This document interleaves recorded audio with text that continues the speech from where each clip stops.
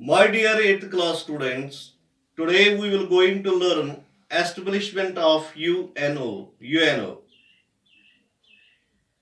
Second World War was expensive and destructive. Second World War में दो तबाही हुई थी. जापान के दो शहर तबाह हो गए थे. उन पर एटम बम डाला गया था. वो बिल्कुल तबाह हो गए थे.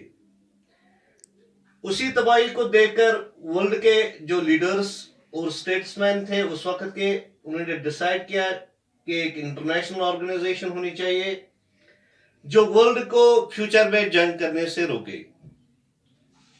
तो इसी आइडिया को as a proposal San Francisco conference में लाया गया. इस पर बहुत डिस्कस हुआ, लंबा डिस्कस हुआ. फिर एक चार्टर प्रिपेयर हुआ और चार्टर को 51 मुल्कों ने अप्रूव भी किया. फाइनली 24 अक्टूबर 1945 यूएनओ बारस में आया. फाइनली 24 अक्टूबर 1945 यूएनओ ने जन्म लिया. तो यूएनओ का नाम प्रेसिडेंट रूसवेल्ट ने दिया है. उसका प्रेसिडेंट रूसवेल्ट जो यूएसए का प्रेसिडेंट था, उसने यूएनओ का नाम दिया. तो जो ये यूएनओ है, इसके 6 ऑर्गन्स है, 6 सतून है. एक है जनरल असेंबली. जनरल असेंबली में जो मेंबर्स है वो यूनाइटेड नेशन के, साल में जनरल असेंबली एक बार लगती है. इसके बाद दूसरा जो ऑर्गन है वो है security council, which looks after the security and peace of world. Security council में 5 परमानेंट मेंबर्स होते हैं, France, China, Russia, United Kingdom and United States of America. जो बाकी 10 मेंबर्स है वो 2 साल के लिए असेंबली में सिलेक्ट किए जाते हैं. इसके बाद है ट्रस्टशिप काउंसिल, जो 11 territories which were under the foreign domination brought under ट्रस्टशिप council of UN with the objective of improving their administration. इसके बाद है चौथा जो है इकोनॉमिक एंड सोशल काउंसिल. ये कोऑर्डिनेटिंग बॉडी है. It has 54 board members.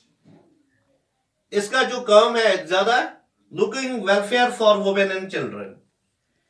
Economic and social council का जो रोल है, looking welfare for women and children, promoting social and economic progress, raising the standard of backward classes.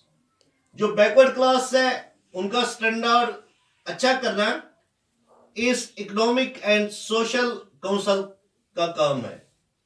जो under developed countries है उनका standard raise करना, ये भी economic and social council का काम है.